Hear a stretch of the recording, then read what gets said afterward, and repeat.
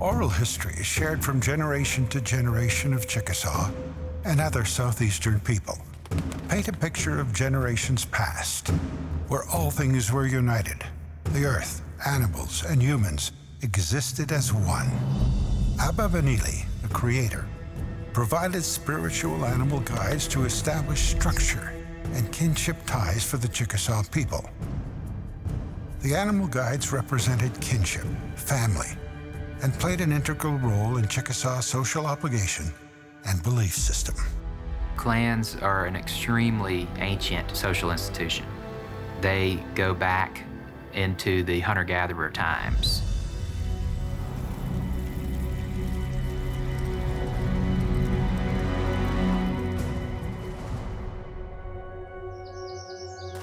Clans determined status, regulated social structure, and dictated kinship amongst the Southeastern people, including the Chickasaws. They played an important role in matrilineage, defining who one was related to. Other major roles defined by clans included who one's enemies and allies were, to whom property could be left once a person died, to what obligations an individual was responsible, as well as to whom one could and could not marry. Clans were represented throughout Chickasaw communities by a spiritual animal guide, such as an alligator, bear, bird, deer, fish, fox, panther, skunk, squirrel, wolf, or Minko, among others. In addition to the clans, the Southeastern tribes had two political groups, peace and war, and there was a fine line that separated the two. The tribes seemed to be divided into two types of groups, one the peace group and then the warrior group. So this is an ancient and actually cross-cultural and global phenomenon in tribal level societies, this duality. And it served to balance power in society, something like the American system of checks and balances. So the one half of society, the leadership, would have war, military leadership responsibilities, and the other half would have civil, diplomatic, and peaceable responsibilities. So that it could not only help us as a society for Chickasaw people, because we did have a complex society, but it also was able to distinguish within the villages of who people were. And at the top of this hierarchy was the Raccoon clan. And also there was something called the Minko clan. We also know, for instance, the Deer clan. The Deer clans, they consisted of more of peace. They were negotiators within those clans. So the clans were ranked. And that's an important thing to remember. The clans were ranked in status. All Chickasaws belonged to a clan of his or her mother, because Chickasaws are matrilineal, and mothers determine heredity. There were also strict rules about marrying others within the tribe. Clans determined who you could and could not marry, and this was an integrating mechanism for the tribe, serving to unite the clans and villages through intermarriages. Otherwise, each clan or village would eventually separate with its own unique practices and even language or dialect. Children belonged to their mother's clan, and the father had to be from a different clan. It was considered incest if members of a clan married, even though they were not genetically related in any sense often. It was a social belief that this was prohibited. But the clan system also served to integrate people across tribes. And these same clans, they would be seen in other tribes. And so the people believed that they had a kinship with the Raccoon clan members in completely unrelated tribes. So it was a way for travelers to have kin and thus lodging even at great distances. But by and large, each clan would have both its kinship network as well as its predominant village or villages where it was situated. The ancient Chickasaws didn't really care what your blood content was. They cared how you acted and what you did.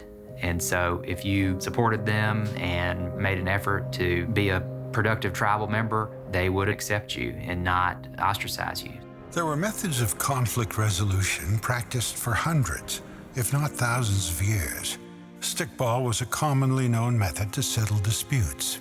Between clans, one thing that we would do instead of go to war is we would play stickball. So if one clan, let's say we being Skunk Clan had an issue with Deer Clan, and there was a problem in a situation, and we couldn't resolve it within the council house, we would say, let's play stickball. Stickball was known as the little brother of war. Chickasaw society was socio-politically complex.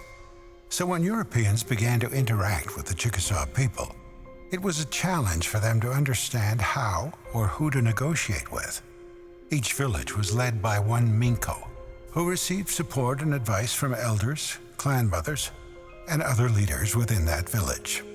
So there was a lineage of Chickasaw high Minkos, is a term I've heard used for it. Leadership was decentralized generally, in that the towns, the 7 to 11 tribal towns, were free to form alliances or not, or move or not at their own will. And some of the Europeans marveled that these people don't even have laws or jails, and yet there's not any crime in their society. And they struggled to understand the complexity of the native socio-political and kinship organization, which was a very functional and long-standing tradition that had deep roots of thousands of years here in North America.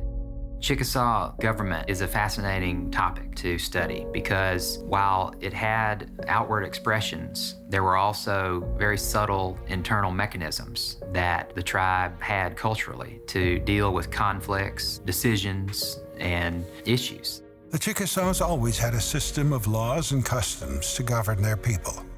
This system of self-governance, known as sovereignty, was exercised long before European contact. There were fairly clear concepts of local governance issues and national governance issues. When it came time to protect the homeland, issues of war, issues of international dealings, each of these villages and clans would send representation to, effectively, a Congress that would then advise the leadership within the tribe on how to address those issues. It's not hard to see how many of the elements of that structure informed the formation of the evolving government of the new United States. But as the world continued to change due to influence and interaction with the English, Spanish, and the French, the geographical landscape and political structure within the Chickasaw Nation began to change. Differing opinions about how to interact with European countries, or who to align with, began to create conflict. By the time we get to Minko, we still have powerful matrilineal clans and leadership coming from them. It frustrates Minko to no end. And he will turn to them on many occasions and say, just because you're born into a family doesn't mean you have the right to lead. You have to earn it, and merit counts, and that's what he can offer the nation. The nation's divided during this time. 3/4 of the nation sides with those clan families, and probably a fourth side with him. But because of the merit and the forcefulness of his leadership skills and his ability as a diplomat and leader, that changes, and they begin to rally after him. The American Revolution became a pivotal point in time for Chickasaws, even though they wanted no part of the war. And that was a confusing time for Chickasaws because they had been good friends of the British, for the main part, for 100 years by that time. And then all of a sudden the American Revolution occurred, which Chickasaws didn't really have a dog in that fight. And there's some letters where Chickasaw leaders expressed hesitation, saying that they were afraid they might kill the wrong white man. After the American Revolution, more conflict emerged. Chickasaw leader Wolf's Friend supported an alliance with the Spanish, while Minko allied with the Americans. While this could have torn the Chickasaws apart, the shared clan ties between the people of the different Chickasaw villages kept the villages from getting too adversarial with each other. Clan kinship remained a strong social glue for their society. Wolf's Friend, or Ukla Yakabe, he thought that allying with the Spanish was the best for Chickasaw interests. Minko, on the other hand, thought that alliance with the United States was the best course of action for the Chickasaws. So there was great conflict, almost warfare, between Wolf's Friend and Minko in the 1790s. It almost turned into a Chickasaw Civil War, but it didn't because the Chickasaws had these mechanisms to diffuse intra-tribal conflict. The mechanisms within Chickasaw society to help diffuse internal conflict became a model to copy. The earliest English contacts document the democratic system that the Chickasaws exercised their tribal government in. And Thomas Nairn particularly, he was educated. He was fluent in the Greek and Latin, and so he saw in the Chickasaw society more of this, Greek ideal of democracy than had ever been expressed anywhere on earth. Over time, Southeastern tribes, including the Chickasaws, many of whom influenced the founding of a new nation in America, would adapt many of their systems in order for the Chickasaw people to continue to prosper and maintain their identity. The broader colonial infiltration into the area in the 1700s, that presents a challenge to a kinship-based clan system. And it created efficiencies or inefficiencies that then presented the tribe with a choice. Do we figure out how to adapt our systems so we can continue as the Chickasaw people? Or do these challenges surmount our clan system and leave us with no options other than to assimilate into the non-Chickasaw world? Many atrocities leading up to the Indian Removal Act of 1830 occurred, which forced Chickasaw leaders to make a vital decision. They realized there was no other choice but to remove. Right around the time of removal, the 1830s, if you kind of try to put yourself in the position of Chickasaw leaders and Chickasaw citizens and the amount of change that's occurring around your community, and that change can't help but to affect your own community. Removal was, of course, not desired by anybody, and the uprooting from home and hearth was tragic. But the leaders knew that if they didn't move the tribe west, the tribe would be overrun and destroyed. It was already underway. Leadership in the Chickasaw tribe went through an evolution to keep up with the times. The tribal systems were largely under siege, and within the Chickasaw government, you saw a series of factions developing with positions driven by different means for approaching the challenges folks were facing. So removal was a sacrifice of land for sovereignty. And that sovereignty the Chickasaws still maintain today. And if you put yourself kind of at that date, at that time, and think about the challenges that those leaders were facing, that is a remarkably hopeful and optimistic and strong statement that we, the Chickasaw, will continue to survive, notwithstanding the challenges that are coming against our will. Legally, the United States required of the Chickasaws, through their removal treaty, to give up their legal identity as being recognized as a separate sovereign by the federal government, and instead the Chickasaw Nation became a district within the Choctaw Nation. At this time, the tribe also lost Ishtahotapa, the hereditary chief of the Chickasaw Nation. He died, leaving no heir, and that created an existential challenge for the tribe. Regardless of the legal structure, regardless of its being a, quote, district within the Choctaw Nation, the Chickasaw Nation continued to exist so long as its clanship patterns remained intact at that time. In the 1840s, having lost the hereditary line of leadership, the tribe got together and elected its first chief, Edmund Pickens. The fact that the Chickasaw Nation survived all of those challenges to make it out the other side is remarkable. No longer are the clans playing as much influence, and they're beginning to say that if you have merit and ability, the people will recognize that.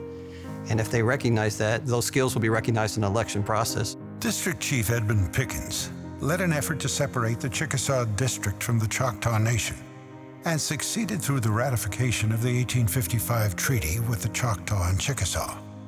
The following year, it was time for the Chickasaws to build the structure of their own sovereign government in their own territory.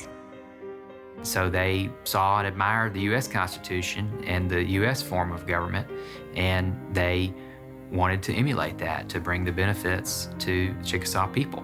The most important thing that seems to me was that we adopted a form of government like the states of the United States, with a three-branch government. We had executive, legislative, and judicial branches. The Chickasaw people went from a hereditary clan-based system with a unique code of laws that applied within their Aboriginal homeland to being once again an independent sovereign recognized by the United States. So we get a constitutional government that comes out of the breakdown of the clan system, in part, but it also comes because of the transition of Minko, who was the bridge between both of them. between clans and elected governors. And you know, I guess the unconquered and the unconquerable find new systems and new ways, and it leads into a very bright future today. After the Civil War ended, changes to the Chickasaw Constitution were necessary to address the terms of the peace treaty with the U.S. federal government. Geographical boundaries were changed as a form of punishment, and outside influences forced their way into the Chickasaw Nation. Within a year of this last treaty, and it is the last treaty that Chickasaws signed with the United States, Chickasaw Nation reformed its constitution, the Constitution of 1867, and that was the last pre-Oklahoma statehood constitution.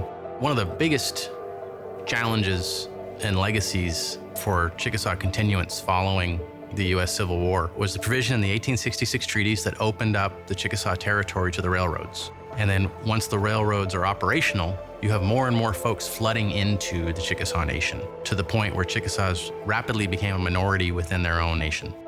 In 1893, Congress began a series of federal acts to appease the onslaught of non-natives into Indian territory who wanted more land for white settlement, starting with the establishment of a federal court in Indian country to reduce the authority of tribal courts in their own land, and culminating with the passage of the 1906 Act, also known as the Five Tribes Act, which imposed severe federal law limitation on tribal rights to self-government for each of the 5 tribes. After a series of earlier statutes and after a set of tribal referenda within Chickasaw and Choctaw Nation and the negotiation of agreements within the other 5 tribes, Congress enacted a statute that set aside much of tribal governance. The declared intent was to open up this area for making way for Oklahoma statehood and to open up the area for non-Indian settlement and to quote unquote wrap up the affairs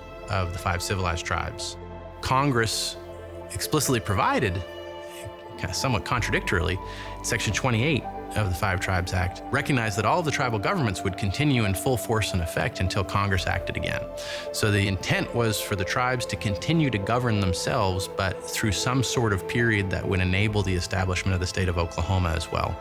The Department of the Interior, operating on its own interpretation of what the Five Tribes Act provided, disbanded the tribal legislature.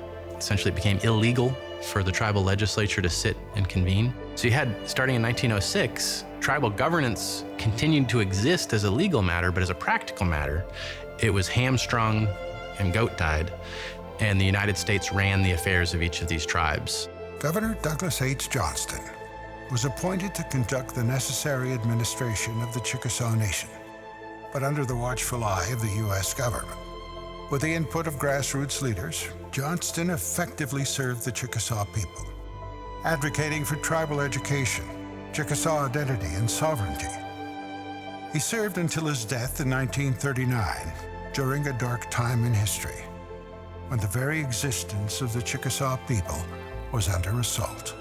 Tribal continuance was really in the communities and the churches and the preservation of language, the preservation of stories. So those Chickasaw clans didn't exist as such, but the kinship patterns helped to keep the fires burning and biding a time for the opportunity for the tribe to more formally reassert its own structures for its own governance. In the 1950s, a national movement would move the Chickasaw Nation onto a path to fulfill its future destiny with new challenges, but the same unconquerable spirit.